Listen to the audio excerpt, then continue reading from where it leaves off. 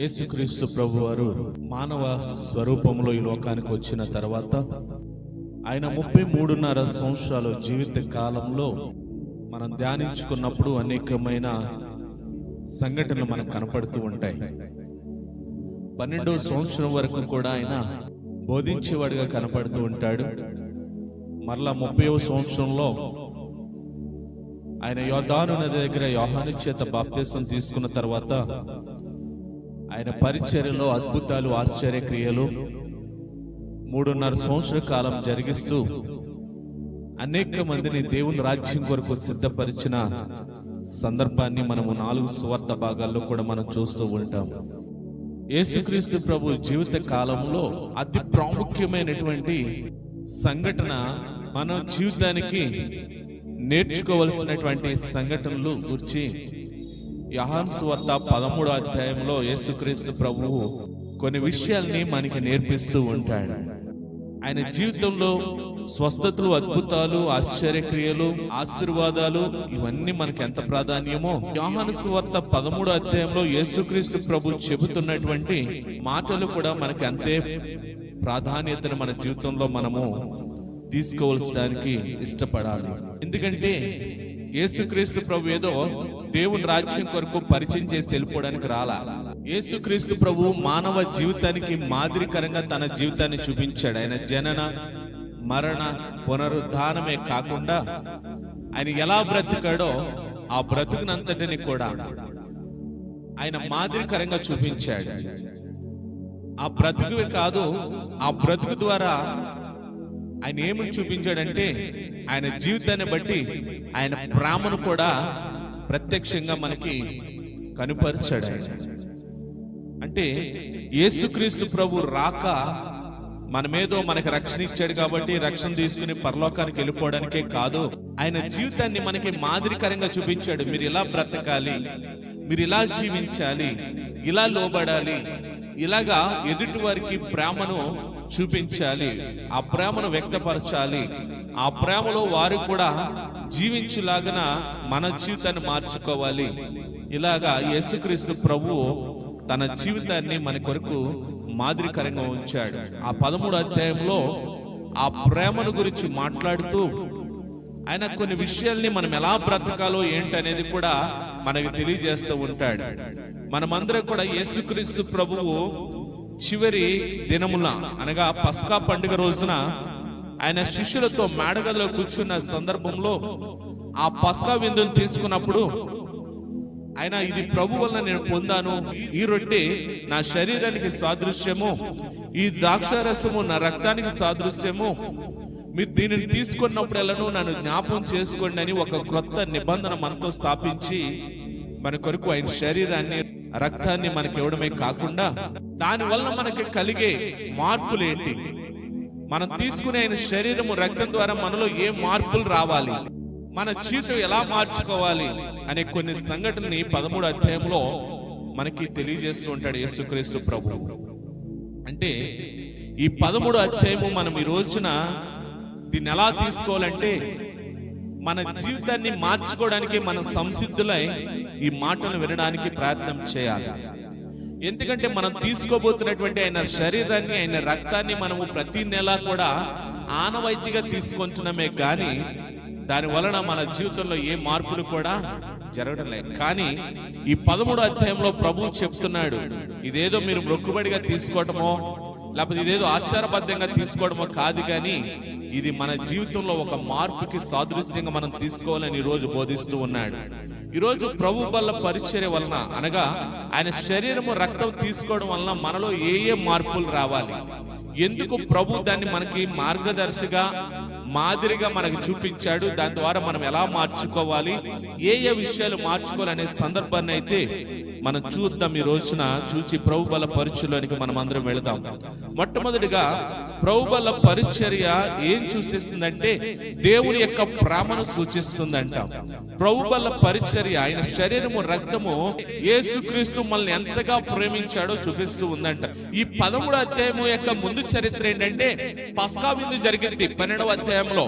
పస్కా విందులో శిష్యులందరితో కూడా ఆయన పస్కా విందులో పాల్గొన్న తర్వాత ఆయన ఏం చేస్తాడంటే, ఆయన ఆలోచన చూడండి, ఏమంటున్నాడంటే, తాను లోకంలో నుండి తండ్రి యొద్దకు వెళ్ళవలసిన గడియ వచ్చాను. అంటే దేవుడు ఏ ఉద్దేశంతోడైతే యేసుక్రీస్తు ప్రభుని ఈ లోకానికి పంపించాడో, ఏ ప్రణాళిక చెప్పున ఏ లోక రక్షణ కొరకైతే ఈ లోకానికి పంపించాడో, దాని ముగింపు సమయంలో యేసుక్రీస్తు ప్రభు ఉన్నాడు అక్కడ. ఆ గడియ వచ్చింది. ప్రభు తన రక్షణ ప్రణాళికను జరిగించి ఆయన తండ్రి యొద్దకు మరలా తిరిగి వెళ్లాల్సినటువంటి గడియ వచ్చింది. కాబట్టి ఆయన అంటున్న మాట చూడండి, ఏమంటున్నాడంటే, యేసు పస్కా పండుగకు ముందే ఎరిగిన వాడై లోకములోనున్న తన వారిని ప్రేమించి. ఎవరు లోకంలో ఉన్నవారు? ఎవరు? మనమంటే ఎవరు? మా మమ్మీ డాడీ బిడ్డలమండి మేము, అవునా? ఎవరు మనమందరమును? దేవుని ప్రియమైన బిడ్డలము, దేవుడు ప్రేమించిన బిడ్డలము, దేవుడికి తనకి ఇష్టమైన రీతిలో తన పోలిక చెప్పున తన స్వరూపంలో చేసుకున్నటువంటి బిడ్డలం మనం. మనమేదో మా తల్లిదండ్రులు ఆలోచన చెప్పిన మనం ఈ లోకానికి వచ్చిన వాళ్ళు కాదు. తల్లిదండ్రుల ఇష్టాన్ని బట్టి మనం ఈ లోకానికి వచ్చిన వాళ్ళు కాదు. మనం ఈ లోకంలో రావడానికి ఎవరికి ఇష్టమైందంటే దేవునికి ఇష్టమైంది. దేవుని స్తోత్రం. మన ఎడలు ఎవరు ప్రణాళిక కలిగి ఉన్నారంటే మన తల్లిదండ్రులు కాదు. అయ్యి బాబా, నా బిడ్డకి ఇదిగో ఈ రోజు అటు పెరుగుతున్నాడు కాబట్టి ఆడికి ఒక ₹1,00,000 వేయాలి, లేదా అండి ఎలా చదివించాలి, అని ఉద్యోగంలో పెట్టాలి, ఆడి వెనకాల ఇన్ని ఆస్తులు సంపాదించాలి. మానవుల ఆలోచన కాదు. దేవుడు అంటే అంతకు మించినటువంటి ఉన్నతమైన ఆలోచన మనం తల్లి గర్భంలో రూపింపబడక మునిపే మన ఎడలు కలిగి ఉన్నాడంట ఆయన. అంటే దేవుడు మన ఎడల ఉన్నతమైన ప్రణాళిక కలిగి ఉన్నాడు. మన తల్లిదండ్రుల ఆలోచనలు ఏం చేస్తున్నారంటే మన మీద రుద్దేస్తున్నారు. దేవుడు ఆలోచనలు కనిపెడతలేదు. దేవుడు ఆలోచనల గురించి ఎదురు చూడట్లేదు. దేవుడు ప్రణాళిక ఏంటో తెలుసుకోవట్లేదు. తల్లిదండ్రులు ఏమనుకోండి, ఈయన ఏదైనా ఇది కలెక్టర్ చేయాలి, ఈయన ఏదేమైనా డాక్టర్ చేయాలా. నేను పిల్లల ప్రోగ్రాం జరిగినప్పుడు అడుగుతున్నప్పుడు ఆడోళ్ళందరూ డాక్టర్లు అన్నారు, మగోళ్ళందరూ పోలీసులు అన్నారు. ఈ ఊరిలో చాలా మంది డాక్టర్లు పోలీసులు వస్తున్నారు అన్నమాట. అంటే దేవుని చిత్తం ఎరగట్లే. ఎవరో బిడ్డలు కాదు, తండ్రులు ఊరుతున్నారు మనకి. తల్లిదండ్రులు, రే నువ్వు ఇలా చదవాలి, నువ్వు రేపు కలెక్టర్ అవ్వాలి, రే నువ్వు చదవాలి, డాక్టర్ అవ్వాలి. వాళ్ళు మన మీద వాళ్ళ ప్రభావాలని వాళ్ళకున్న ఆశయాలు చాలా మంది, నేను చేయలేకపోయాను కదండి అందుకు అన్న చేయిందామని. వీళ్ళు సాధించలేకపోయారంటే మనం సాధించాలండి. కానీ దేవుని చిత్తం ఒకటి ఉంటుంది. అందుకని అంటున్నాడు ఆయన, ఎవరిని అంటున్నాడంటే లోకంలో ఉన్న దేవుని వారము. మన తల్లిదండ్రుల వారం కాదు, తల్లిదండ్రుల కారకులు అంతే. దేవునికి స్తోత్రం. అంటే ఈ లోకంలో మనము దేవుని యొక్క ప్రణాళిక చెప్పున దేవుని వారముగా, దేవుని ప్రతినిధులుగా ఉన్నవారం మనం. మనల్ని ఎక్కడ ప్రేమిస్తున్నాడంటే లోకంలో ఉన్న మనందరినీ కూడా ప్రేమిస్తున్నాడు. ఎందుకు ప్రేమిస్తున్నాడంటే మనం ఎవరు బిడ్డలం అంటే దేవుని బిడ్డలు. దేవునికి స్తోత్రం. అందునంటాడు కదా, లోకంలోనున్న తన వారిని ప్రేమించి. ఆ ప్రేమ ఎక్కడి వరకు ఉందంట? ఈ యుగాంతం వరకు కూడా ఆయన మనల్ని ప్రేమిస్తూనే ఉన్నాడంట. దేవునికి స్తోత్రం. ఈ యుగాంతం వరకు కూడా మనల్ని ప్రేమిస్తూనే ఉన్నాడంట. మనం చనిపోయే వరకునే కాదు ప్రేమ, చనిపోయిన తర్వాత ఈ సత్యాలు అనుకుంటాం మనమైతే. దేవుడు యుగాంతము వరకు కూడా మనల్ని ప్రేమిస్తూనే ఉన్నాడు. మనం ఏ స్థితిలో ఉన్నా, మనం అతిక్రమాలతో ఉన్నా, దేవునికి లోబడి ఉన్నా, దేవునికి దూరంగా ఉంచున్నా, దేవునికి సమీపంగా ఉంచున్నా, దేవుడు అంటే ప్రతి ఒక్కరి పట్ల కూడా ప్రేమను చూపుతూనే ఉన్నాడంట. దేవునికి స్తోత్రం. ఎందుకో తెలుసా? సృజించుకున్నాడు కాబట్టి. ఈ రోజుల లోకంలో బంధాలను చూస్తే తల్లిదండ్రులు విడిచిపెట్టేసినటువంటి కొడుకులు కూతురు ఎంతమంది ఉన్నారు. తల్లిదండ్రులు విడిచిపెట్టేసినటువంటి కొడుకులు కూతురు ఉన్నారు, తల్లిదండ్రులను విడిచిపెట్టేసినటువంటి కొడుకులు కూతురులో ఉన్నారు. ఆ బంధానికి విలువ లేదు. కానీ మన దేవుడు అంట మనం విడిచిన, అందుని అంటాడు కదా, తల్లి విడిచిన తండ్రి విడిచిన నేను నిన్ను విడువను ఎడబాయను అంటున్నాడు. మనకు దూరంగా ఉన్నాడంట ఆయన, మనకు సమీపంగానే ఉంటాడంట. దేవునికి స్తోత్రం. ఈ బల్ల పరిచర్య ఆయన ప్రేమను చూపిస్తుంది. ఈ బల్ల పరిచర్య, ప్రభు బల్ల పరిచర్య, ఆ శరీరము ఆ రక్తం ఏం చేస్తుందంటే దేవుని ప్రేమ యొక్క తీవ్రతను చూపిస్తుంది. ఏంటి ఆ ప్రేమ తీవ్రత అంటే, ఇప్పుడు చూడండి, లోకంలో మనం చాలా మందిని చూస్తాం. రే నీ కొరకు అవసరమైతే నా ప్రాణాన్ని అడ్డేస్తా అన్నారా? తల్లిదండ్రులు బిడ్డల కోసం అన్నారా? అన్నాను నేను. అర్పించారంటారా ఎవరైనా? అంతా ఆడి తినేస్తున్నాడండి. దేనికి? ఆడి చదువులకి అయిపోతుందండి. ఇప్పుడు ప్రేమ ఉందా? దేవుని ప్రేమ అటువంటి ప్రేమ కాదంట, తన ప్రాణాన్నే ఇచ్చేసాడంట ఆయన. దేవునికి స్తోత్రం. ఆ ప్రాణం కూడా ఎటువంటి ప్రాణమో తెలుసా? ఒక అవమానకరమైనటువంటి ప్రాణం అది. సిలువ మరణం అంటేనే ఒక అవమానకరమైనది. అక్కడతోటి కాదు, ఆయన శరీరం అంతా నలుగొట్టబడింది, ఆయన రక్తం అంతా చిందించబడింది. ఆయన మరణ తీవ్రతను బట్టి దేవుడి ప్రేమ ఎంతో మనం గుర్తెరగవచ్చు. అంతగా ప్రేమించి తన ప్రాణాన్ని కాదు, మనం ఉండాల్సినటువంటి స్థానాన్ని ఆయన తీసుకుని ఆయన ఉండాల్సినటువంటి స్థానాన్ని మనకిస్తే మనం ఏం చేస్తున్నాం? ఈ రోజున ఒక కలెక్టర్ ఉన్నారనుకోండి, ఆ కలెక్టర్ ఏం చేస్తున్నాడంటే, సర్లే అవకాశం ఉంటే చెప్తున్నాను, నా ఫ్రెండ్ ఉన్నాడు కదా, నా ఫ్రెండ్ ఖాళీగా ఉన్నాడు, రే నువ్వు నాకు కొన్ని రోజులు నువ్వు ఆగుతున్నా, నాకులా నువ్వు కలెక్టర్కి వెళ్ళు, నేను ఖాళీగా ఉంటాను, నేను కొంచెం రెస్ట్ తీసుకుంటాను అన్నాడు అనుకోండి. ఇప్పుడు ఆ బాధ్యతలు ఇచ్చాడు ఫ్రెండ్ కలెక్టర్గా ఉండమని. ఇప్పుడు మనోడు కలెక్టర్గా ఉండకుండా నేను గేమ్ ఆడుకోవడానికి వెళ్తాను అన్నాడంటే దానికి విలువ ఇచ్చినట్టే విలువ ఇవ్వనట్టే. అంటే అవకాశం ఉంటే చెప్తున్నాను సుమా, అలాగే అవకాశాలు లేవు. కానీ దేవుడు అంట, యేసయ్య ఏం చేశాడంటే, ఇదిగో సిలువ మరణం ద్వారా నువ్వు చనిపోవడం నాకు ఇష్టం లేదు, ఈ ఘోరమైన మరణం చనిపోవడం నాకు ఇష్టం లేదు, నీ బదులు నేను చనిపోతాను, నువ్వు హ్యాపీగా బ్రతుకు, నా తండ్రిని మహిమపరిచని మనకు అప్పగిస్తే మనం ఏం చేస్తున్నాం? వంటుండుతూ మహిమపరిచేస్తున్నామండి, అంట్లతో మహిమపరిచేస్తున్నామండి. ఆయన ప్రేమ తన సిలువ ద్వారా ప్రత్యక్షపరచబడుతుంది. మన ప్రేమ ఎలా ప్రత్యక్షపరచబడాలి చూడండి. 1 యోహాను 2:5, ఆయన వాక్యము ఎవడు గైకొనునో వానిలో దేవుని ప్రేమ నిజముగా పరిపూర్ణమవుతూ. అంటే యేసయ్యని ఎంతమంది ప్రేమిస్తున్నారు? చేతులు ఇలాగెత్తారంటే కొంచెం అడ్డు కొంచెం ఇట్టండి అని అర్థం. సరే, ఇప్పుడు ఏమన్నాడు ఇక్కడ? ఇప్పుడు చెప్పింది ఆ మాటకే నేను అడిగిన ప్రశ్న మిమ్మల్ని, దేవుని ప్రేమిస్తున్నారంటే అందరూ చేస్తారు కదా. ఇప్పుడు ఆ ప్రేమ ఏమవ్వాలంటేనంట, ఇప్పుడు యేసయ్య మనల్ని ప్రేమిస్తున్నాడో మనం కూడా యేసయ్యని ప్రేమిస్తే కనుక ఏమంటున్నాడు అక్కడ? చదవండి మరలా. ఆయన వాక్యము ఎవడు చదువునో, అలాగే ఉందా? ఆయన వాక్యము ఎవడు విని విడిచిపెట్టునో అనుందా? ఆయన వాక్యము ఎవడు ఇతరులకు పంపించునో, ఇదో ప్యాషన్ అయిపోయింది. ఇప్పుడు వీళ్ళు ఎండరు వాక్యం, నేను పంపినంటే నా లింక్లో 100 మందికి పంపేస్తున్నారు, వీళ్ళు చూడరు, ఆయన చూడమని పంపుతున్నారు. అక్కడ ఏమంటున్నాడు చూడండి, నిజంగా మనము యేసయ్యని కనుక మనం ప్రేమిస్తే ఆయన ప్రేమకు రుజువు ఏంటంటే కలువరి సిలువ. ఆయన మనల్ని ప్రేమిస్తున్నాడు అనడానికి కలువరి సిలువ. మనం ప్రేమిస్తున్నాం అనడానికి రుజువు ఏంటంటే, రుజువు చూపించాలంటే ఇది ఆయన అంటున్నాడు కదా, ఆయన వాక్యమును ఎవడు గైకొనునో. గైకొనడం అంటే ఆచరించడం, వాక్యములో జీవించడం, వాక్యములో నడుచుకోవడం, వాక్య ప్రకారము దేవుని చిత్త ప్రకారమే మనము ముందుకెళ్ళడం, అది గైకొనడం అంటే. మనం ఎలా ఉన్నాం తెలుసా? వినేవారిగా ఉంటున్నాం, అది ఎక్కడ డిలీట్ చేయాలంటే గుమ్మం వద్దనే డిలీట్ చేయాలి. ఏమైపోతుంది? వింటున్నాం కానీ గ్రహించలేకపోతున్నాం. గ్రహించలేక, నడుచుకోలేక, జీవించలేక, గైకొనలేక మనం ఎక్కడ ఆగిపోతున్నామంటే కూర్చుని వినేవారిగా, సగం మంది వినేవారిగానే ఉంచున్నాం. కానీ అంటున్నాడు కదా, మనం దేవుని ప్రేమించే వారిగా ఉంటే మనం ఏం చేయబడతామంటే ఆయన వాక్యాన్ని విని గైకొంటామంట. అప్పుడు దేవుని ప్రేమ ఏమవుతుందంటే మనలో నిజముగా పరిపూర్ణత అవుతుందంట. దేవునికి స్తోత్రం. మా మమ్మీ డాడీ అంటే నాకు ఇష్టమండి అన్న వాళ్ళు ఎంతమంది ఉన్నారు? ఇప్పుడు మమ్మీ డాడీ మాట అంటున్నారా? అబ్బాయి వాళ్ళు ఏం చెప్తే తినేస్తామండి, టిఫిన్ తినమంటే తినేస్తామండి, భోజనం చేయమంటే చేసేస్తామండి కదా. యేసయ్య కూడా మనల్ని ప్రేమిస్తున్నాడు. ఆయన ఏమైపోతుంది అంటే వన్ సైడ్ లవ్ అయిపోతుంది. మనం ప్రేమించలేకపోతున్నాం. ఆయన లవ్ లెటర్ రాశాడు మనకి, ఆయన ప్రేమ లేఖ రాశాడు. ఈ ప్రేమ లేఖను ఎంతమంది చదివారు చెప్పండి? ఇదే ప్రేమ లేఖ అంటే ఏదో ఇక్కడ ఏదో ఉందనుకుంటారు, ఇదే యేసయ్య రాసిన ప్రేమ లేఖ అండి ఇది. ఎంతమంది ఇచ్చారు ప్రేమ లేఖనే? ఎంతమందికి వచ్చాడు దేవుడు ప్రేమ లేఖనే? దేవునికి స్తోత్రం. మాకు అవసరం లేదండి ప్రేమ లేఖ అన్నవాళ్ళు కూడా ఉన్నారు.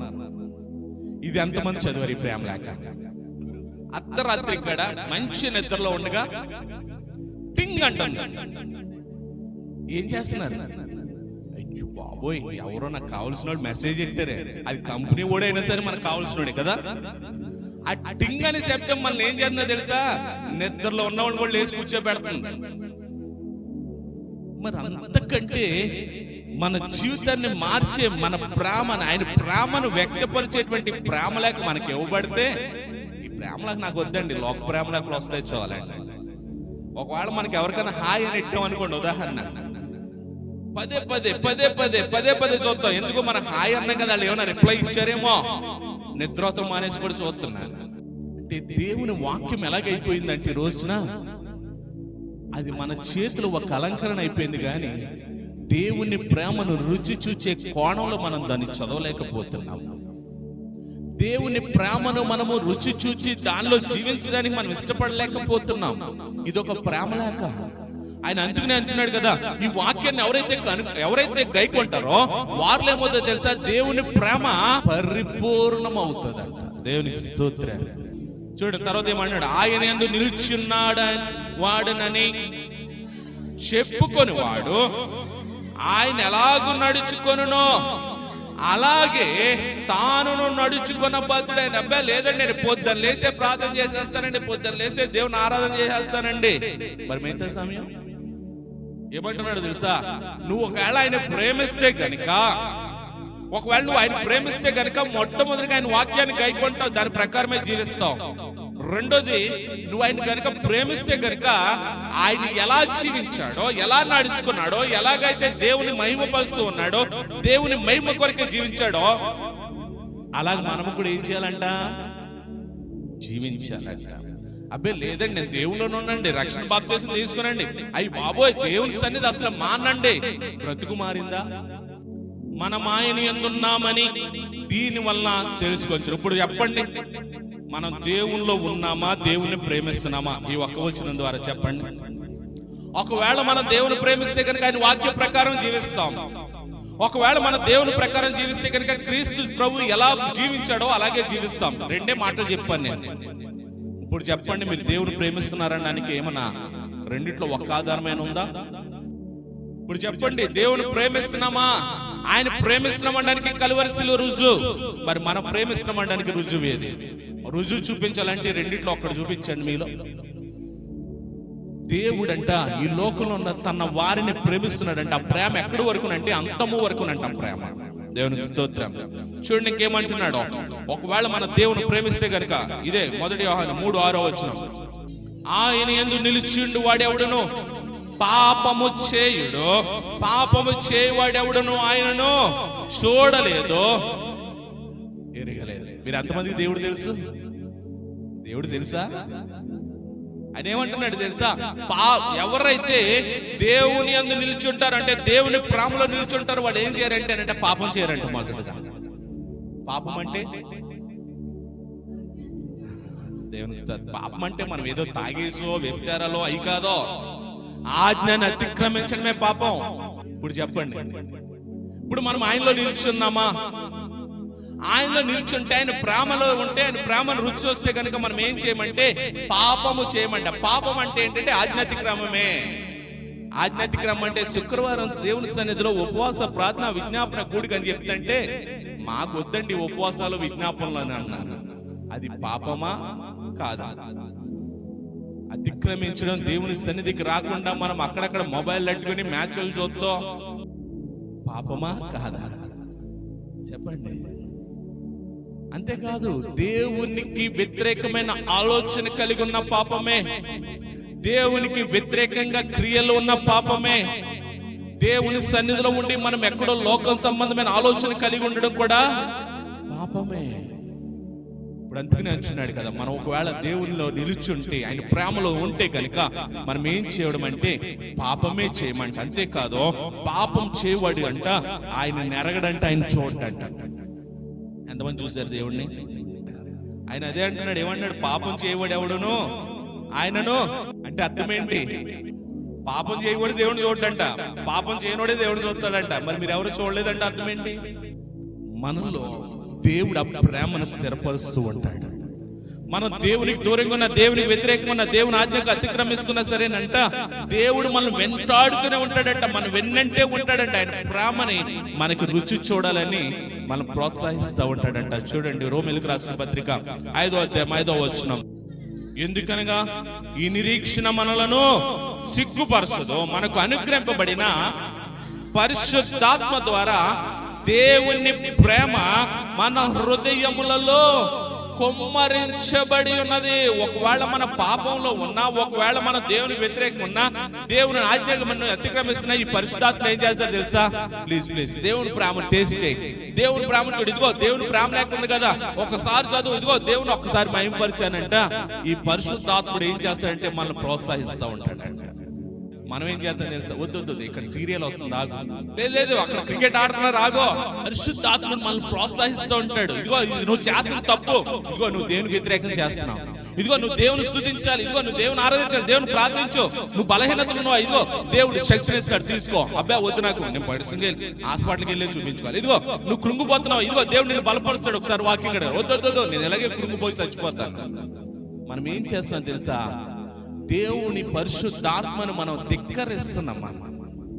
అందుకని అంటున్నాడు, ఆయన పరిశుద్ధాత్మ దేవుడు అంట. ఆయన ప్రేమను మన హృదయాలు ఏం చేస్తాడంట? కుమ్మరించడం. అంటే ఏదైనా పెళ్లిళ్ళు కానీ జరుగుతున్నప్పుడు బకెట్ తోటి దాన్ని ఏమంటారు? కుమ్మరించడం అంటే తీవ్రమైన ఓవర్ఫ్లో అన్నమాట. ఇంగ్లీష్ లో చెప్తాను, తెలుగులో వస్తలేదు నాకు. విస్తారంగా కుమ్మరించడం అంట, విస్తారంగా ఇవ్వడం అంటే దేవుని ప్రేమ కంటే పరిమితం లేదంట. ప్రేమ తీవ్రత అంట విస్తారంగా కుమ్మరించబడుతుందంట మన హృదయాల్లో. దేవుని స్తోత్రం.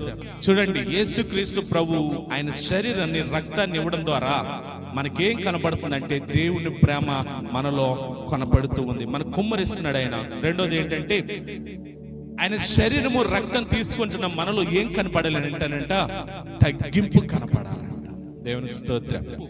అంటే దీనత్వం మనలో కనపడాలంట. చూడండి, యేసుక్రీస్తు ప్రభు ఇందులోనే చెప్తాడు, 13వ అధ్యాయం 4వ వచనం. శిష్యులందరూ కూర్చున్నారు, భోజన పంక్తి అయిపోయిందంట. యేసే లేచి అంట ఒక తువాలు తీసుకుని నడుము కట్టుకునంట వారి పాదాలు కడగడానికి, తొడవడానికి సిద్ధపడ్డాడంట. యేసే వాళ్ళ పాదాలు కడగాలంటారా? చెప్పండి. కానీ ఆ కడగడం వల్ల జరిగింది ఏంటనేది మనకు తెలియదు, కానీ ఆయనలో ఒక తగ్గింపు గుణాన్ని మనకు చూపిస్తున్నాడు ఆయన. దేవునికి స్తోత్రం. అంటే చాలా మంది ఏమనుకుంటున్నారంటే దాంట్లో కాళ్ళు కడగడం వల్ల ఏమైపోతుందంటే దానికి ఒక పేరు పాదశుద్ధి. ఏంటంట? ఏమైంది? మళ్ళీ పాపంకి వెళ్దా కాళ్ళు? మళ్ళీ వెళ్ళమా మనము? ఆ రోజున కాళ్ళు కడిగేస్తున్నారు, మళ్ళీ వెళ్ళరా మీరు పాపంలోకి? అమ్మా పాస్టర్ గారు సంవత్సరం మాకు కాళ్ళు కడిగేస్తారు కాబట్టి సంవత్సరం ఎంతైనా మేము పాపం చేసేయచ్చు అనుకుంటున్నారు. ఆ పాద శుద్ధి అనేది దానిలో ఉన్న అంతరార్థం ఏంటంటే, చూడండి, ఎవరైనా మన కాలుతో తన్నితే మనకి ఎలా ఉంటుంది చెప్పండి? మామూలుగా కాలు తగులుతుంది అనుకోండి, పక్కన కూర్చున్న వాళ్ళు కాలు తగులుతుంది, మనం ఏమంటాం? తన్నేస్తున్నాం. ఎందుకని అంటాం? ఇప్పుడు కాలుతో తన్నారనుకోండి, అది తీవ్రమైన నేరంగా అది భావిస్తాం. ఎందుకంటాం? కాలు మన శరీర దేహం అంతటిలో కూడా మనం తక్కువగా చూచేటువంటి భాగం అది. పాదం అనేది మనందరం కూడా భౌతికంగా చాలా చులకనగా చూచేది. అదిగోండి నన్ను కాలుతో తన్నాడు, పిల్లలు కొట్టుకుంటాడు, ఎరా అంటే కాలుతో తన్నేసాడండి అంటాడు. కాలు అనేది భౌతికంగా చిన్న చూపు చూసేది. ఇక్కడ ప్రభు ఏం చేస్తున్నాడంటే ఆ పాదాలనే కడుగుతున్నాడంట. దాంట్లో ఏం చూపిస్తున్నాడంటే ఆయన తగ్గింపును చూస్తున్నాడు అక్కడ. అంటే యేసుక్రీస్తు రక్తం ద్వారా పరిశుద్ధత వస్తుంది అనేది ఆయన క్రొత్త నిబంధన అనేది ముందు జరిగింది. కానీ ఆయన వచ్చి పాదాలు కడుగుతున్న వాళ్ళు ఏమైందంటే మొత్తం పరిశుద్ధులు అయిపోయారు. అంటే ఆయన రక్తానికి విలువ లేదా? ఆయన శరీరానికి విలువ లేదా? ఇది అంటున్నాడు కదా, ఇది నా శరీరము, ఇది నా రక్తము, జ్ఞాపకం చేసుకోవడానికి దీన్ని చేయడి, మీ కొరకు నేను స్థిరపరిచినటువంటి క్రొత్త నిబంధన అన్నాడు ఆయన అని వెళ్ళి ఆయన పాదాలు కడుగుతున్నాడు. ఇప్పుడు అనుకుంటున్నారు ఆయన శరీరానికి, రక్తానికంటే అతి విలువైనది ఏంటంటే పాదశుద్ధి అనుకుంటున్నారు చాలా మంది. పాదశుద్ధి ఆయన తగ్గింపును చూపిస్తున్నాడు. అంటున్నాడు కదా, మరణ పర్యంతం కూడా నేను మరలా వచ్చే వరకు కూడా మీరు దీన్ని కొనసాగించండి అన్నాడు. ఏం సాగించమంటున్నాడంటే కాళ్ళు కడగడం కాదు కొనసాగించమన్నది, ఆ తగ్గింపు జీవితాన్ని కొనసాగించమంటున్నాడు ప్రభు. యేసుక్రీస్తు ప్రభు అంటే కదా ఎంతగా తగ్గింపంటాడండి, ఆయన చాలా తగ్గింపండి మన మాట అంటూ ఉంటాం. యేసయ్య అంతగా మించినటువంటి తగ్గింపు, పాదాల్ని ఆయన కడుగుతున్నాడు, ఆయనే తుడుస్తూ ఉన్నాడు అంట. ఎందుకంటే ఆ తగ్గింపు ఖచ్చితంగా మనం కలిగి ఉండాలనే దానికి సాదృశ్యంగా చూపిస్తున్నాడు. చూడండి, పౌలు జీవితంలో ఆ తగ్గింపు కనపడుతుంది. మొదటి తిమోతి రాసిన పత్రిక 1వ అధ్యాయము 12వ వచనం కానీ చూద్దాం. ఎప్పుడైతే పౌలు గారి గత జీవితాన్ని పోలుస్తున్నాడు చూడండి, ఏమన్నాడు తెలుసా? పూర్వం ఎటువంటి అంటేనంట దోషకుడంట, హింసకుడంట, హానికరుడు, మనిషిని చంపే తత్వం కలిగినాడు వాడు. అటువంటి వ్యక్తి ఒక్కసారి యేసయ్యకి ఎన్కౌంటర్ అయిన తర్వాత ఆ వ్యక్తి ఎటువంటి తగ్గింపు కలిగి ఉన్నాడండి? ఆయన అంటున్నాడు కదా, ఇదిగో నేను ఇలాగుండేవాడిని, ఇప్పుడు నా పరిస్థితి ఏంటంటే దేవుడు నన్ను పరిచర్యకి పిలుచుకొని నియమించుకొని నమ్మకంగా ఉంచుకున్నాడు కాబట్టి ఇప్పుడు నేను ఎవరినంటే నన్ను బలపరిచినటువంటి క్రీస్తుకుని నేను కృతజ్ఞుడనై ఉన్నాను. ఏ రోమా సైన్యంలో అధికారిగా ఉండి క్రైస్తవులు అనబడిన వారిని హింసించినటువంటి పౌలు అదే క్రీస్తు కొరకు చావడానికైనా సిద్ధపడ్డాడు. దేవునికి స్తోత్రం. ఎన్నో హింసలు పొందాడు, ఎన్నో శ్రమలు పొందాడు. ఒకప్పుడు శ్రమలు పెట్టేవాడు ఈ రోజు శ్రమలు పొందడానికి, చావడానికైనా సిద్ధపడ్డాడు. అది తగ్గింపండి. ఒక్కసారి మనం ప్రభు వల్ల పరిచర్యకాడికి ఆయన రక్తంలో కడగబడిన తర్వాత ఎప్పుడైతే ఆయన శరీరము రక్తాన్ని మనం పుచ్చుకుంటున్నామో, ప్రారంభించామో, మనలో ఏం జరగాలంటే మన జీవితం మారాలి, దీనత్వం కనపడాలి, పరిపూర్ణత రావాలి. యేసయ్య చూపిన దీనత్వం ఇప్పుడు ఎవరిలో రావాలంటే మనలో రావాలి. దేవుని స్తోత్రం. అంటే మనం తీసుకుంటున్నటువంటి శరీరం రక్తం ద్వారా రెండోది మనలో ఆ తగ్గింపు కనపడాలి. మూడోది ఏంటంటే మనం ఎప్పుడైతే ప్రభు బలలో ఆయన శరీరాన్ని రక్తాన్ని తీసుకుంటున్నామో మనము కూడా ఆయన రక్తములో కడగబడిన అనుభవంలోనే మనం జీవించాలంట. అంటే కడగబడినప్పుడు మనం అందరూ చూడండి, బాప్తిస్మం ఇచ్చినప్పుడు నీటిలో ఏం చేస్తున్నాం? నీటిలో డిప్ చేస్తున్నాం, ముంచుతున్నాం, ముంచి లేపుతున్నాం.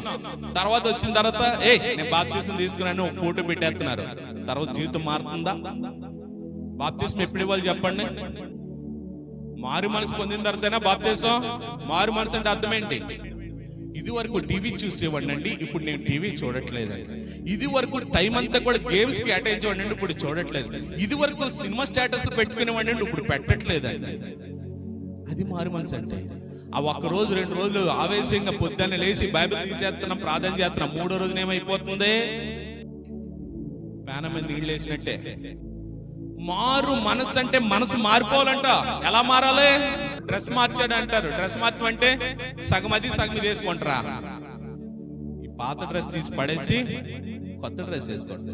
మారు మనసు అంటే పాత స్వభావాన్ని అంతటిని తీసివేసి కొత్త స్వభావం, క్రీస్తు స్వభావంలోనికి మనం మార్చబడాలి. అది కడగబడడం అంటే. తమ్ముళ్ళు, బండి కడుగుతారా మీది? తల్లులు ఇల్లు కడుగుతారా? ఇప్పుడు దుమ్ముండగా దుమ్ము కొంచెం దుమ్మే కదా అని పర్లేదని కడిగేసి మెత్తది వదిలేసి వెళ్ళిపోతారా? ఏం చేస్తారు? మొదట శుభ్రంగా తుడుస్తాం. ఏం పోవాలి? దుమ్మంతా పోవాలి. తర్వాత నీళ్లు తెచ్చి మూలకి అక్కడ ఉందో చూడు కొంచెం నల్లగా, అక్కడ నీళ్లు పోస్తాం. అది పోకపోతే ఆర్పిక్లు పోస్తాము, ఇంకా లేజోలు పోస్తాం, యాసిడ్లు పోస్తాం. ఎందుకు పోస్తాం? మురికి పోవాలి. మరి మన దేహంలో ఉన్నటువంటి మురికి పోవాలా లేదా? ఎప్పుడు పోవాలి? మనం ఎప్పుడైతే రక్షణ పొందుతున్నామో మార్పు అంతా, మురికంతా పోతే మనం ఎలా మార్చబడతామంటే క్రీస్తు స్వభావంలోనికి మార్చబడతామంట. దేవునికి స్తోత్రం. మనం ఏం చేద్దాం తెలుసా? బాబు ఈ మురికంతా తీసేస్తే రేపు పొద్దున్న ఫోన్లో ఎవరితో మాట్లాడాలా? ఈ మురికంతా తీసేస్తే నేను ఎవరితో చాటింగ్లు చేయాలా? ఈ మురికంతా తీసేస్తే నేను మారిపోయినా తెలితే బాబాడు ఏమంటాడో? కాబట్టి నేను ఏం చేయాలంటే డీజేలు వేయాలా, దేవుని సన్నిధిని మానేసి ఇంటికాడ మ్యాచ్లు చూడాలా, ఇంకా దేవుని సన్నిధి మానేసి పనికెళ్ళినా సరిపోద్దండి. మనం ఏది మారు మనసు? మారు మనసు అంటే క్రీస్తు స్వభావమే మారు మనసు. మనం ఇప్పుడు వరకు ఎలా ఉన్నామంటే అపవాది స్వభావంలో ఉన్న. అపవాది ఏం చేద్దంటే లోకాశం తీసుకెళ్తుంది. అది పూర్తి దానికి విరుద్ధమైనది ఏంటంటే క్రీస్తు మనసు. క్రీస్తు మనసు ఏం చేద్దంటే దేవుని మహిమ కొరకే జీవింపజేస్తుంది. ఉందా మనలో మారు మనసు? చూడండి, మన కడిగిన అనుభవంలో రావాలంటే యెషయా గ్రంథం 1వ అధ్యాయం 16వ వచనం, మిమ్మును కడుగుకొని శుద్ధి చేసుకొనుడి. ఎవరు చేయాల పని? పాస్టర్ గారు చేయిస్తారా? ఎవరు చేయాల పని? దేవుడు చేస్తాడా? నేనే చేసుకోవాలా? ఎందుకో తెలుసా? నేనే కడుక్కోవాలి, నేనే శుద్ధి చేసుకోవాలి. నాలో ఉన్న దావీదు భక్తుడు అంటున్నాడు కదా, ప్రభు ఇదిగో నా నాలుగుతో పాపం చేస్తేనేమో, నా నాలుగుతో పాపం చేశాను. గుర్తుందా? 39వ అధ్యాయము. నా నాలుగుతో పాపం చేశానేమో అంటున్నానేమో, నేను ఇలా పడక మీద ఉన్నాను కాబట్టి నా నాలుగు ద్వారా చేసిన పాపానంతా నేను శుద్ధి చేయి ప్రభా అని అడుగుతున్నాడు, ఒప్పుకుంటున్నాడు, పశ్చాత్తాపడుతున్నాడు. మరి ఈ రోజు ఆ ఒప్పుకోలు మనలో ఉంటుందా? మనంగా శుద్ధి చేసుకుంటున్నామా, కడుక్కుంటున్నామా? అంటున్నాడు చూడండి, మీ దుష్క్రియలు నాకు కనపడకుండా వాటిని. దేవునికి స్తోత్రం. దుష్క్రియలంటే దేవునికి వ్యతిరేకమైన క్రియలు, పాపం అవనివ్వండి, వ్యతిరేకత అవనివ్వండి, అతిక్రమం అవనివ్వండి, ఏదైనప్పటికీ కూడా దుష్క్రియలోకి వస్తుంది. ఇప్పుడు ఏమంటున్నాడంటేనంట, దేవుడికి మనకి మధ్యన ఏం అడ్డుగోడకుందే? ముందు పాపం అడ్డుకుందంట. దీనిని కోలగొట్టింది ఎవరంటే యేసుక్రీస్తు ప్రభు శిలువ మరణం ఏం చేసిందంటే అడ్డుగోడను తొలగించి మనల్ని తండ్రితో సమానుభావం కలవానిగా చేసింది, తండ్రితో సహవాసాన్ని కల్పించింది. అయినప్పటికీ మనం ఏం చేస్తున్నామంటే ఈ దుష్క్రియలను అడ్డుగోడను మనం అలాగే ఉంచుకుంటున్నాం. ఎందుకో తెలుసా? అయ్యి బాబోయ్, ఈ దుష్క్రియ లేకపోతే లోకాశలకి నాకు లవద్దునా, మరి నేను ఎలాగండి బతికేది? దేవునికి అడ్డుగా ఉన్నది ఏంటంటే అతను అంటాడు, మిమ్ముని మీరు కడుక్కోండి. ఏం కడుక్కోవాలంటే మీ దుష్క్రియలన్నీ కడుక్కొని దేవుని ప్రత్యక్షతను చూడాలంట. మనం కడుగుకునే స్థితిలో మనం ఉండాలి. ప్రభు శరీరము, ప్రభు రక్తము ఏ ఉద్దేశంతో అయితే మనకు అడ్డుగోడగా ఉన్న గోడను కూలగొట్టిందో ఆ ఉద్దేశంతో మనం తీసుకొచ్చినప్పుడు, ఇదిగో ప్రభు, నిన్ను చూడకుండా, నిన్ను ఎరుగకుండా, నిన్ను స్తుతించకుండా, నిన్ను ఆరాధించకుండా, నీ సన్నిధికి రాకుండా అడ్డుగా ఉన్న ప్రతి అడ్డుగోడల్ని కూడా తొలగించేయని ఆ శరీరాన్ని, రక్తాన్ని తీసుకోవాలి. మనం ఎలా తీసుకుంటున్నాం? పాస్టర్ గారు వచ్చి రొట్టె ఇచ్చారు, అబ్బా బాగుంది. పాస్టర్ గారు వచ్చి జ్యూస్ ఇచ్చారు, అబ్బా బాగుంది. ఆయన శరీరము, రక్తము ఒక నిబంధనది. పాత నిబంధనకి క్రొత్త నిబంధనకి మధ్యన వ్యత్యాసం ఏంటో చూపిస్తాను చూడండి. పాత నిబంధనలో ఏ విధంగా ఉండేది, క్రొత్త నిబంధన వచ్చేసరికి ఎలాగున్నది. 2వ దినవృత్తాంతాలు 4వ అధ్యాయం 6వ వచనం. ప్రత్యక్ష గుడారం ముందు ఇటువైపు 5 స్నాన గదులు ఉంటాయి. ఈ ప్రత్యక్ష గుడారం దగ్గరికి పాప క్షమాపణ నిమిత్తం, పాప పరిహారార్థ బలి అర్పించడానికి వచ్చిన ప్రతి ఒక్కరు కూడా ఏం చేయాలంటే ఆ స్నానపు గదిలో స్నానం చేస్తేనే కానీ పాప పరిహారార్థ బలి అర్పించడానికి అర్హత లేదు. ఇప్పుడు వద్దాం, ఇప్పుడు మీరు ఇదే ప్రత్యక్ష గుడారం అనుకోండి, మీరు దేవుని మందిరంలోకి రావాలంటే ఏం చేయాలంటే, మీరు ఇంటికాడ స్నానం చేసి వచ్చానంటే అంటే కుదరదు. ఆ స్నానం గదిలోకి వెళ్ళి స్నానం చేసి మీరు శుద్ధి చేసుకుని లోపలికి రావాలి. అది ఎప్పుడంటే పాత నిబంధన కాలంలో. అంటే దేవుని సన్నిధికి వచ్చిన తర్వాత ఏం చేయాలంటే శుద్ధి చేసుకోవాలి, శరీర శుద్ధి చేసుకుని లోపలికి రావాలి. ఈ రోజు కూడా కొన్ని జాతుల వారు ఈ రోజు కూడా పాటిస్తున్నారు. యూదుల ఆచారం ఇప్పటికీ ఉంది, ముసల్మాన్స్లో ఆచారం ఇప్పటికీ ఉంది. అది ఇప్పుడు కూడా వారు మాస్కి వెళ్ళాలంటే, ఆ లోపలికి వెళ్ళాలంటే ఖచ్చితంగా అన్ని శుద్ధి చేసుకునే వెళ్తారు. కానీ దేవుని మహాకృప ఏంటంటే క్రొత్త నిబంధన వచ్చేసరికి ఎలా మార్చబడిందో మార్క్స్ వార్త 7వ అధ్యాయం మొదటి నుంచి చూద్దాం. పరిసయ్యులు ఏం చేస్తున్నారంటే పాత నిబంధన ఆచార ప్రకారము భోజనానికి ముందు ఏం కడుక్కోవాలి, పాత నిబంధన పారంపర్య ఆచార ప్రకారం, మా పితృల ఆచార ప్రకారం ఇలాగని పరిసయ్యులు వచ్చి చెప్తుంటే, ఎందుకు చెప్తున్నారంటే శిష్యులు అంటే చేతులు కడుక్కోకుండా ఒడ్లు గింజలు తుంచుకుని తింటున్నారంట. ఈ మధ్యన ఇంకో ఫ్యాషన్ వచ్చింది, టిష్యూలు వచ్చేసినాయి, తుడి చేసుకోండి చాలు. వాళ్ళు అంటున్నారు కదా, పాత నిబంధన ఆచారాన్ని తీసుకొస్తున్నారు. పాత నిబంధన ఆచారం, ఇదిగో మేము తెల్ల బట్టలు వేసుకోవాలి కదా, ఇదిగో మేము తెల్ల బట్టలు వేసుకోకుండా సన్నిధికి రాకూడదు కదా, తెల్ల బట్టలు వేసుకుంటేనే మేము పరిశుద్ధులం కదా, తెల్ల బట్టలు వేసుకుంటేనే మేము పవిత్రం కదా, తెల్ల బట్టలు వేసుకుంటేనే మేము దూతలం కదా. ప్రభు అంటున్నాడు చూడండి 6వ వచనం, ఈ ప్రజలు పెదవులతో నన్ను ఘనపరచుదురు గాని వారి హృదయము నాకు.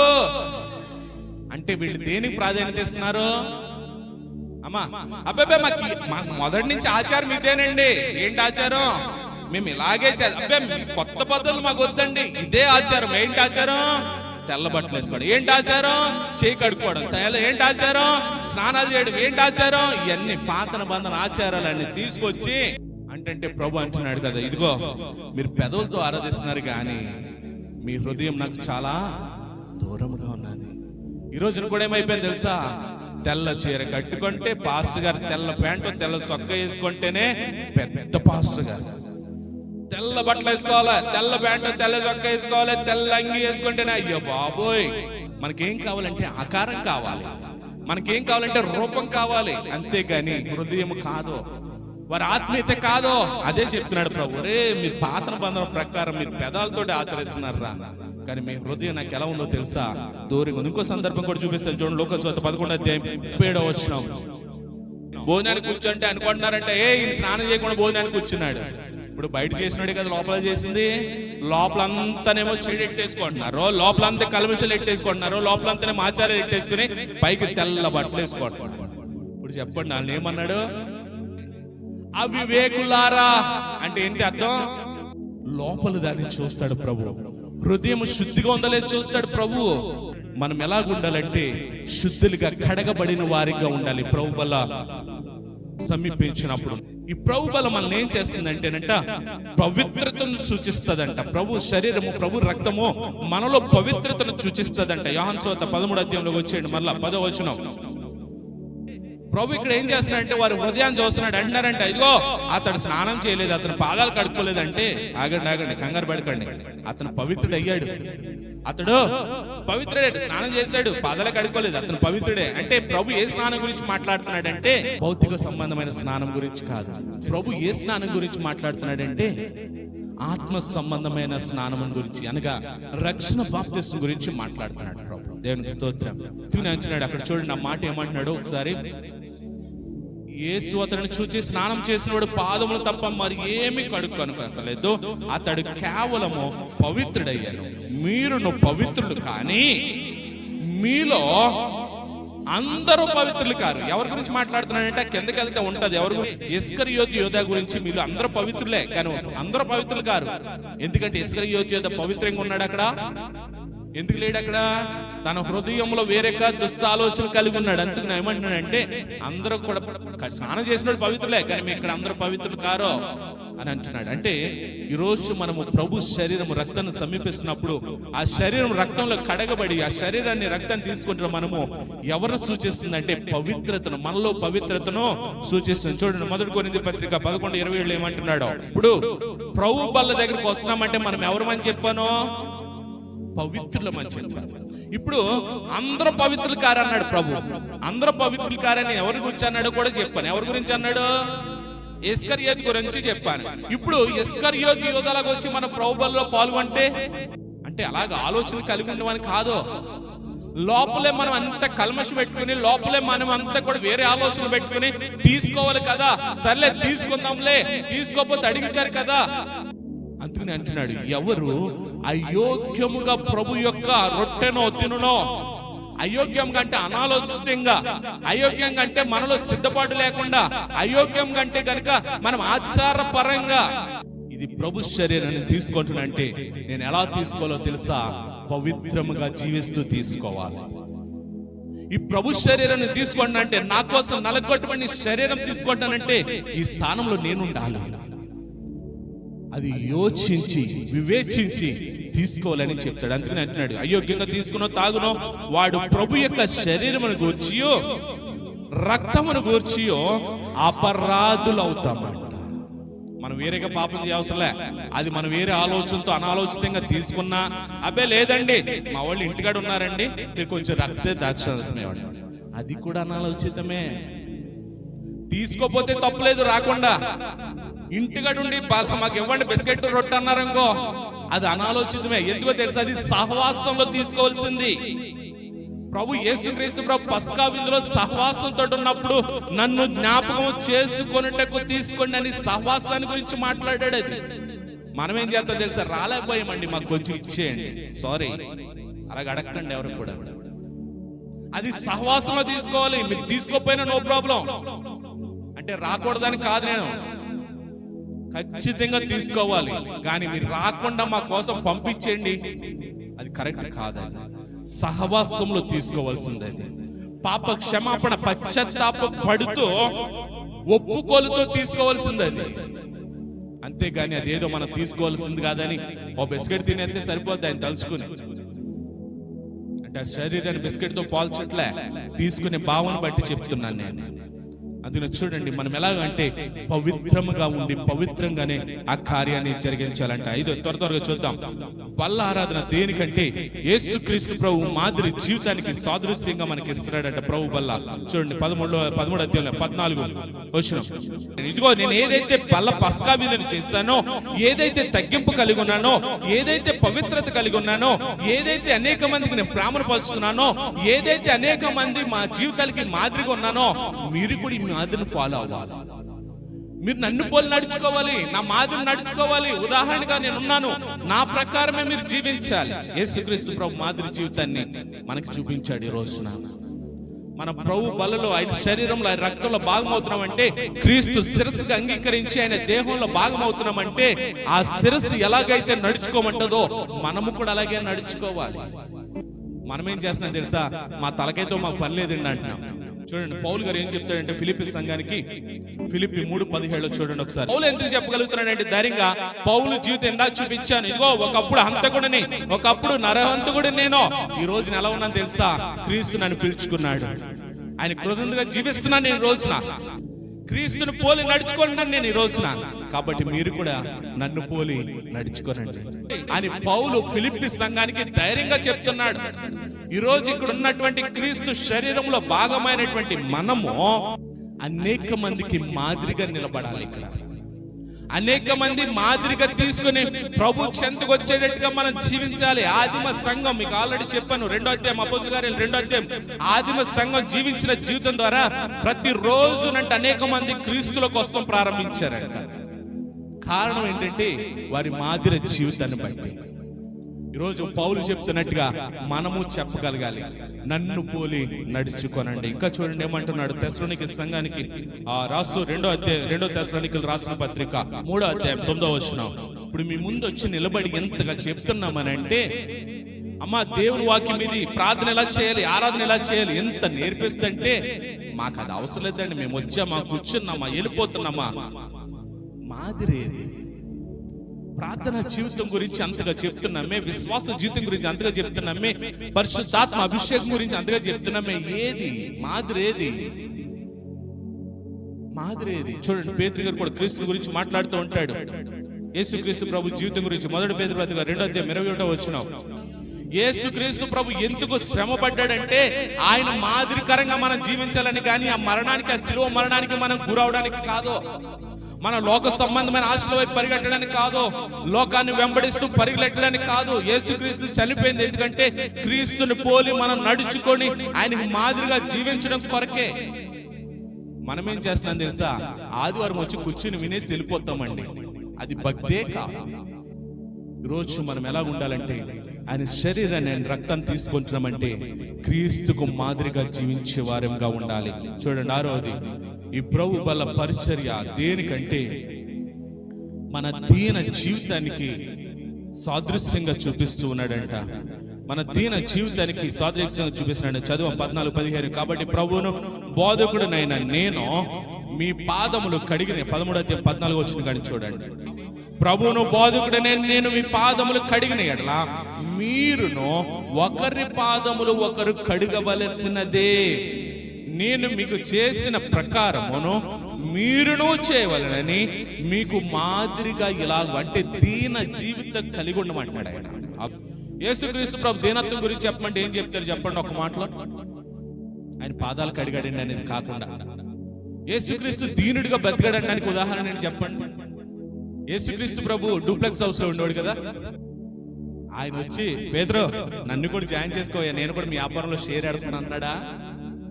అవన్నీ ఇడిచిపెట్టరండి. మనకి ఇది కాదు, మనకేం కావాలి? మనుషులు పట్టే జాలరమా వాళ్ళు, మనం చేపలు పట్టే జాలరు కాదు, రండి విడిచిపెట్టండి. లేదు ప్రభా, నా పిల్లలకి ఇంకొంచెం ఫీజు కట్టాల్సి ఉంది, కొన్ని రోజులు చేపలు పడతాను, ఇంకో ఇల్లు కట్టాల్సి ఉంది, ఇంకొన్ని రోజులు చేపలు పడతాను అన్నారా వాళ్ళు? సరే ప్రభా నువ్వేదో చెప్తున్నా కదా, రే విడిచిపెట్టి వచ్చేయండి రా అన్నాడు పేతురు. యేసయ్య దీనత్వం ఎక్కడో తెలుసా? నక్కలకు బొరియాలు ఉన్నాయి, ఆకాశ పక్షులకు గూళ్ళున్నాయి, కానీ మనిషి కుమారుడు తలవాల్చుకున్నట్టు కనేను. మనం ఏం చేస్తున్నాం? అది దీనత్వం అంటే. ఉండటానికి కూడా ఇల్లు లేదు. మనం ఏం చేస్తున్నాం? 3 ఇళ్ళు 4 ఇళ్ళు ఇస్తున్నారు కదా అన్న, ఇంకో ఇల్లు దీనత్వం అంట యేసయ్యను చూచి మనం నేర్చుకోవాలంట. దీనత్వం అంటే ఎలా ఉండాలి తెలుసా? మనము దేవుడు ఆశీర్వదిస్తూ ఉంటాడు, దీనుల్ని ఆశీర్వదిస్తూ ఉంటాడు. ఎంత ఆశీర్వదించబడినా సరే దీనుడిగానే బ్రతకాల. దేవునికి స్తోత్రం. ఉదాహరణ చెప్పమంటారా? దావీదు గురించి తెలుసు కదా, చూడండి దావీదు ఏమంటాడు 86 మొదటి వచనం, యెహోవా నేను దీనుడనో దరిద్రుడనో చెవి యొక్కి నాకు ఉత్తరం ఇవ్వు. ఆగండి, దావీదు దీనుడా దరిద్రుడా? దావీదు తినడానికి లేదా? దావీదుకి అధికారం లేదా? దావీదుకి సైన్యం లేరా? దావీదుకి భార్య లేరా? దావీదుకి బిడ్డలు లేరా? మరి ఏమిటి ఆయన అనే మాట ఏంటి? నేను దీనుడను ఆత్మ సంబంధంగా మాట్లాడుతున్నాడు. ప్రభా నా భక్తి ఏం కాదు ప్రభా, ప్రభా నా భక్తి నేను చాలా చిన్నోడు ప్రభా. దావీదు రోజులో ఒక 5 నిమిషాలు ఆరాధన చేసేవాడా? రోజులో ఒకసారి ప్రార్థన చేసేవాడా? అంతటి భక్తి పరుడు ఏమంటున్నాడు తెలుసా? నేను ఆత్మీయంగా దీనుని ప్రభా, ఆత్మీయంగా దరిద్రుని ప్రభా, నేను నా భక్తి లెవెల్స్ ఉన్న ప్రభా, నేను చేసిన భక్తే కాదు ప్రభా, అది చెప్పుకుంటున్నాడు అక్కడ. మనమేమంటే తెలుసా? దీనుడు అంటే అయ్యో డబ్బు లేదేమో, దరిద్రుడు అంటే అయ్యో తినడానికి లేదేమో మన భావన అది. కానీ దావీదు మాట్లాడుతున్న ఆత్మ సంబంధంగా మాట్లాడుతున్నాడు. చూడండి ఇంకేమంటున్నాడు 40:17, నేను శ్రమల పాలై దీనుడనైతిని, ప్రభు నన్ను తలంచుకొనిచున్నాడు, నాకు సహాయము నీవే, నా రక్షణకర్తవు నీవే, నా దేవ ఆలస్యము చేయకము. ఎలాగైపోయాడంట దీనుడు? శ్రమలలో దీనుడయ్యాడంట. దేవునికి స్తోత్రం. ఏ దీనుడయ్యాడు? డబ్బు కోల్పోయాడా? ఉన్న పరపతి కోల్పోయాడా? ఆస్తులు కోల్పోయాడా? ఆత్మ సంబంధంగా జీరో చేసుకుంటున్నాడు. ఇదిగో ప్రభా నేను శ్రమలో చాలా దీనుడు. ఎందుకో తెలుసా? శ్రమలో ఉన్నప్పుడు నా భక్తి నాకు సరిగ్గా లేదు. నేను ఊరెళ్తున్నాను, ఈ రోజు ఆరాధించలేకపోతున్నాను, అయ్యో నాకు పెళ్లి ఉంది, నేను వెళ్ళిపోవాలి చచ్చి తర్వాత మన ఆలోచన. అబ్బాయి ఈ రోజు పని ఉంది, పని అవసరం అయితే చచ్చి మానేయాలి మన ఆలోచన. దావీదంట శ్రమల్లో ఉండగా దీనుడు అయిపోయాడంట. దేంట్లో అంటే భక్తిలో దీనుడు అయిపోతున్నాడు. ఇదిగో ప్రభా నా భక్తి, నా ఆరాధన, నా విశ్వాసం, నా ప్రార్థన తగ్గిపోతుంది, కాబట్టి నన్ను వచ్చి రక్షించు. భక్తి కోసం పోట్లాడుతున్నాడు అక్కడ. చూడండి ఇంకో మాట అంటాడు 34:6, ఈ దీనుడు మొరపెట్టగా యెహోవా ఆలకించెను, అతని శ్రమలన్నిటిలో నుండి. ఇది కావాలి దేవుని సన్నిధిలో. దావీదు దీనుడా? దావీదు ఏం చేసేవాడు? దావీదుని గొర్రెల కాపరిని ఎక్కడ తీసుకెళ్ళాడు తెలుసా? మన ఆలోచన తెలుసా? దావీదు ఆశీర్వాదం ఏంటంటే గొర్రెలు కాసుకునేవాడండి. అంటే మనం ఎక్కడ ఉండిపోతున్నాం తెలుసా? ఎదుగుదల లేదు మనకి. మనం ఎక్కడ ఉండిపోతున్నాం అంటే మొదటి స్థానంలో ఉండిపోతున్నాం. మనం ఎక్కడ ఉండిపోతున్నాం అంటే మన ఆలోచనలు జీరో కాడే ఉంటున్నాయి. సెన్సెక్స్ పెరుగుతుంది, దేవుడు ఆశీర్వదిస్తున్నాడు రోజు రోజుకి మనల్ని అభివృద్ధి పరుస్తున్నాడు. ఎక్కడ ఉండాలని తెలుసా? అక్కడ ఉండాలి. దావీదు ఏం చేసేవాడు అంటే గొర్రెలు కాసుకునేవాడు. ఇంకా గొర్రెలు కాడే ఏంటండి? దావీదు కీర్తన రాసినప్పటికీ రాజు, మహారాజు, దేవునికి ఇష్టమైన ప్రజలు, ఇజ్రాయేల్ ప్రజలకి మహారాజు, రెండో రాజు. అటువంటి గొర్రెలు కాసుకుని వాడిని దేవుడు ఉన్నతమైన స్థితిలో కూర్చోబెడితే గొర్రెలు కాసుకుంటాడు. అక్కడి నుంచి ఇక్కడ తెచ్చేస్తున్నారు దావీదుని. అక్కడికి వెళ్ళిన తర్వాత కూడా ఏమంటున్నాడు తెలుసా? ఇదిగో ఈ దీనుడు మొర పెడుతున్నాడు అయ్యా, ఈ దీనుడు మొర పెడుతున్నాడు. ఏం చేయాలంటే ఈ మొరను నువ్వు ఆలకించి శ్రమలన్నింటిలో నుండి నన్ను. శ్రమల్లో దేవుడి దగ్గర ఎలాగ ఉండాలి, అవసరతల్లో దేవుడి దగ్గర ఎలా మాట్లాడాలి, ప్రార్థన అనేది మనం నేర్చుకోవాలి దావీదు దగ్గర నుంచి. దావీదుకి ఏ కొదువ లేదు భౌతికంగా ఆలోచిస్తే, కానీ ఆత్మీయంగా ఏంటో తెలుసా? తన లెవెల్ ఎక్కడ చేసుకోండి అంటే జీరో. మనం ఏం చేస్తాం? రోజులో 3 సార్లు ప్రార్థన చేస్తున్నానండి. ఎన్నిసార్లు? 3 సార్లు ప్రార్థన చేసేస్తున్నానండి. ఒక్కోసారి మధ్యలో టింగ్ అంటే కళ్ళు తెరిచేసి ప్రార్థన. పక్కింట్లో వాళ్ళు సీరియల్ ఏ పాట అవుతుందో చూసి ప్రార్థన. ఈ బాబు స్టార్ట్ అయిపోయిందా? ఏ స్నామంలో అడుగుతున్నా మా అమ్మేన్ వెళ్ళిపోయి అని చేసేస్తున్నాం. ఎక్కడ ఉంటుంది మన మనసు, మన హృదయం? పక్కింట్లో. ఎందుకంటే మన ఈ లోపల సీరియల్ స్టార్ట్ అయ్యే లోపల మనం ప్రార్థన చేసుకున్నాం అనుకో, అక్కడి నుంచి నైట్ నిద్ర చాలా చూస్తా. దావీదు చేసే ప్రార్థన, ప్రభా ఇదిగో నేను నిస్సహాయున్నయ్యా, నా దగ్గర ఏమీ లేదు, నాకు నేనుగా ఏమి సాధించలేను, నువ్వు ఉన్నా కదా, నేను దీనుడు ప్రభా, నువ్వు నన్ను రక్షించయ్యా. దీనుడిగా ప్రార్థన చేస్తున్నాడంట. ఆ దీనత్వం ఎవరు చూశారంటే దేవుడు చూచి అతని శ్రమలన్నిటి నుండి కూడా అతను తప్పించాడంట. మన ప్రార్థన ఎలాగుండాలంటే తీసుకుంటున్న శరీరము రక్తం ద్వారా ప్రభు మనకి ఇచ్చిన అర్హత ఏంటి తెలుసా? ఆయన సన్నిధానంలో దీనత్వం కలిగి ప్రభువును వేడుకుంటే ఆయన దీనుల మొరను ఆలకించేవాడు ఆయన. దేవునికి స్తోత్రం.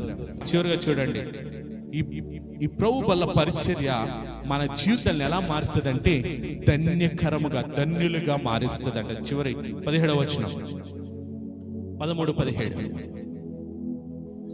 ఈ సంగతులు మీరు ఎరుగుదురు గనుక వీటన్నిటినీ చేసిన ఎడల మీరు ధన్యులు అగుదురు. 6 విషయాలు చెప్పుకొచ్చాను నేను 13వ అధ్యాయంలో. ఈ 13వ అధ్యాయంలో 6 విషయాలు చెప్పుకొచ్చాను. మన ప్రభు బల సమీపించినప్పుడు ఎలాగుండాలి అనేది 6 విషయాలు చెప్పాను. ఇవన్నీ మనం చేస్తేనంట 17వ వచనం అంటున్నాడు కదా, ఇదిగో ఈ సంగతులు మీరు ఎరిగి, ఈ సంగతులు మీరు విని గ్రహించుకొని గైకొని వాటి ప్రకారం మీరు చేస్తే కనుక మీరు ఏమవుతారో తెలుసా? ధన్యులవుతారంట. దేవునికి స్తోత్రం. ధన్యులంటే, దీనులంటే, దీనత్వం అంటే తగ్గింపు, ధన్యులంటే దేవుడు మనల్ని గొప్పవారిగా ఉంచుతాడు. ఎప్పుడు ఈ విషయాలన్నీ విన్న తర్వాత ఈరోజు ఆలోచన చేయండి. ప్రభు వల్ల సమీపిస్తున్నప్పుడు 6 విషయాలు వింటూ వచ్చాం.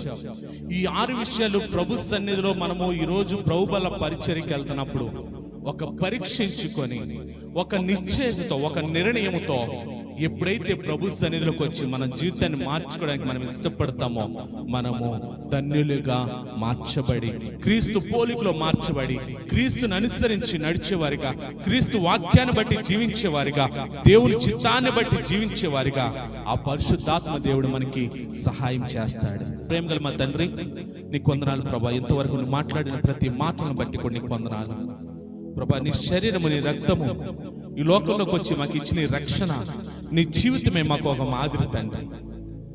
దాని ద్వారా స్థాపించిన నిబంధనలో మేము జీవించాలంటే నీకు మాదిరిగా జీవిస్తూ ప్రభా, నీకు మహిమకరంగా జీవించే కృప మా అందరికి దయచేయమని విన్న ఈ మాటలన్నిటినీ కూడా తండ్రి మా హృదయాల్లో భద్రపరచండి ప్రభా. నీ శరీరము, రక్తము యొక్క విలువలను గుర్తెరిగి నీకు మాదిరిగా తండ్రి నీ జీవితాన్ని మాకు ఉదాహరణగా తీసుకుని మేము జీవించే కృప మా అందరికి దయచేయమని యేసు నామములో ప్రార్థిస్తున్నాం తండ్రి. ఆమేన్.